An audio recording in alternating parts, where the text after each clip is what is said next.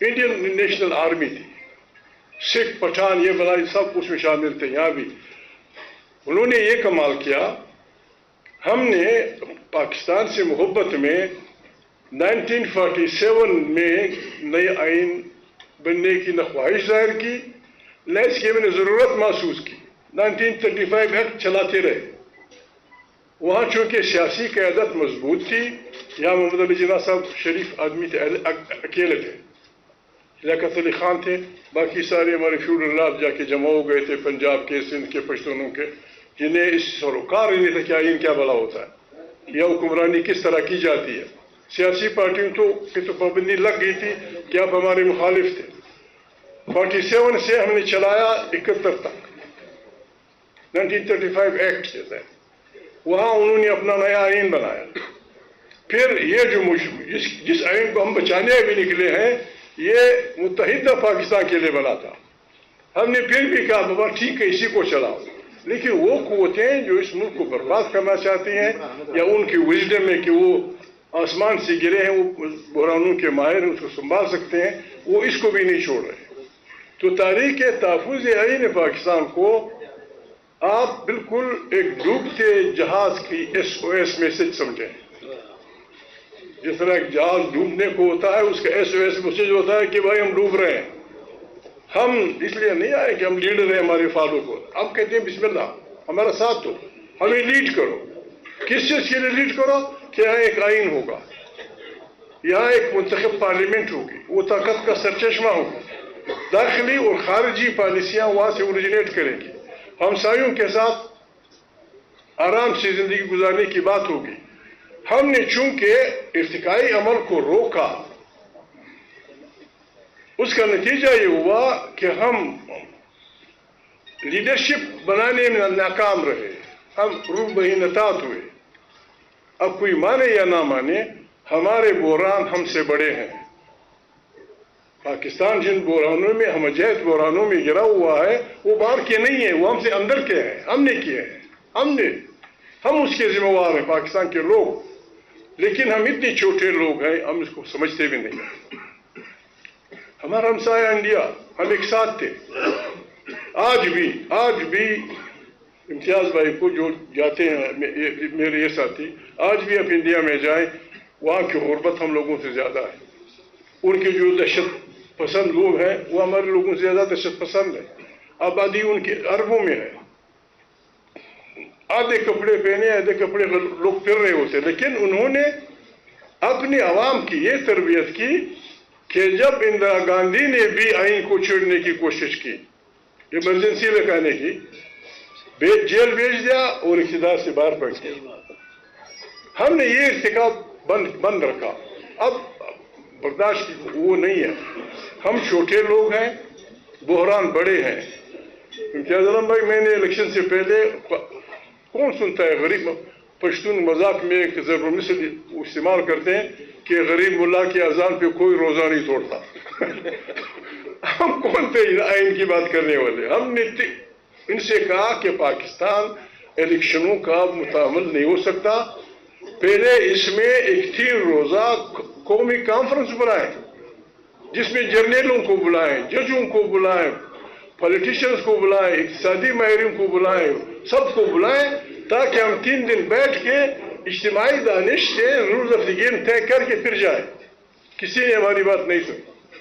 اب حالت یہ ہے، ہم آئے ہیں لوگوں کو ناک کرے کہ کوئی کہتا ہے ہم سے منتیں، ہم کسی سے منت نہیں کرتے.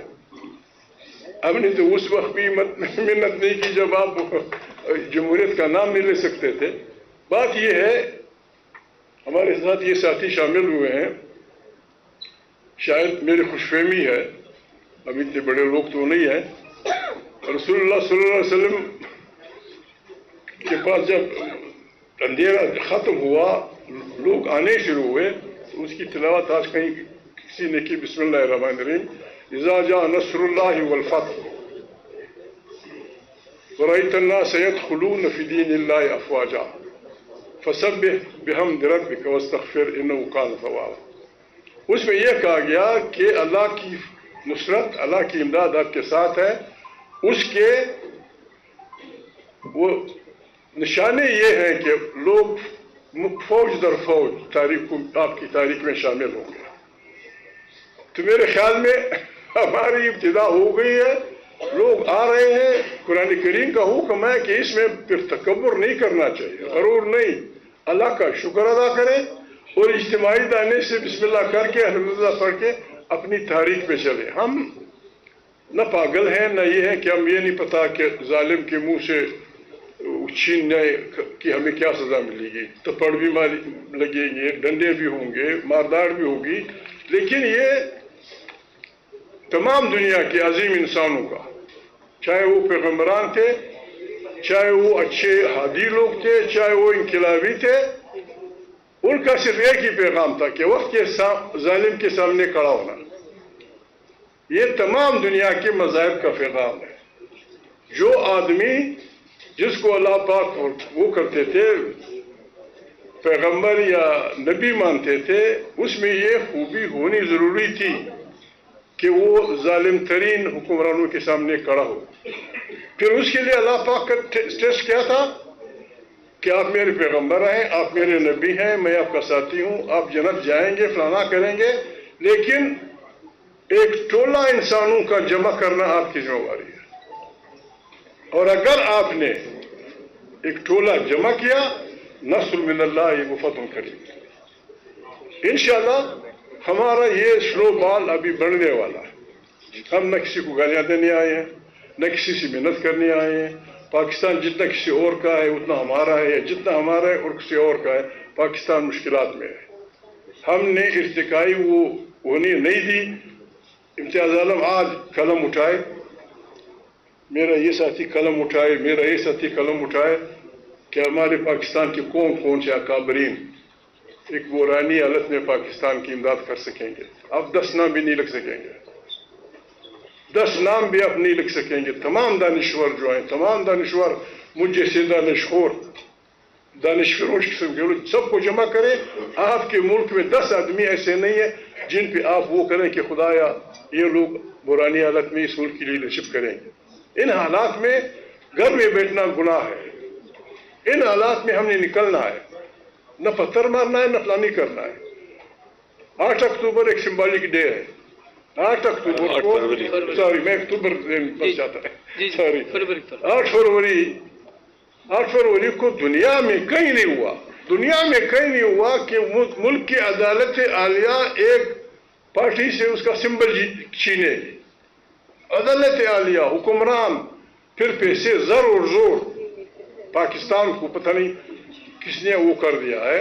ایک غلط ووٹ پہ، معافی چاہتا ہوں، ایک غلط ووٹ پہ، ایک ٹک کے نشان پہ 70 کروڑ روپیہ.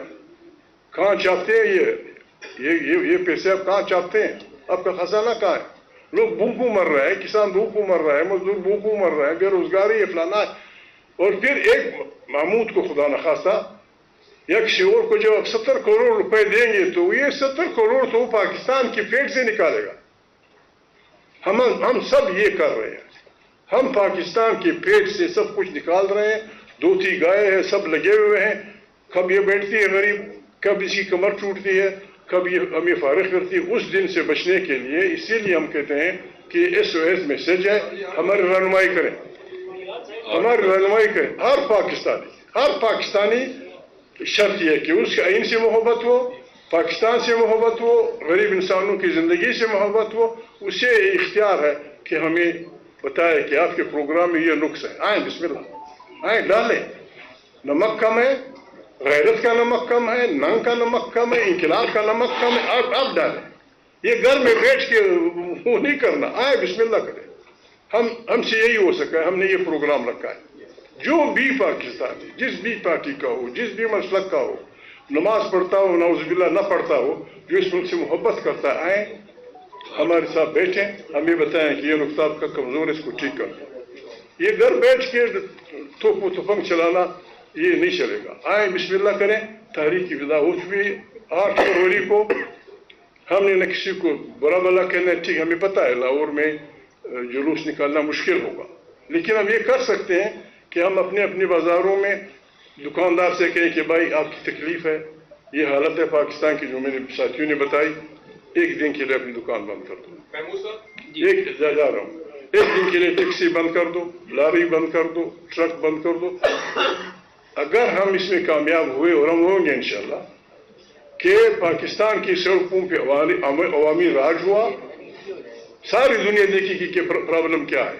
پرابلم یہ فسطائیت کے خلاف، لانا کے خلاف لوگوں کا احتجاج ہے. نکلیں پنجاب کی سڑکوں پہ، نکلیں اس دن بنگڑا ڈالیں، ڈب ڈب لگے رہیں، پشتون وہاں خٹک ڈانس کریں گے، سندھی وہاں وہ کچھ کریں گے. کچھ تو کرنا ہے ہم نے، اور اگر یہ ہم نہیں کریں گے ہم پاکستان کے خدا نخواستہ ڈوبنے کے گناہ میں شامل ہوں گے. محمود صاحب یہ فرمائیے گا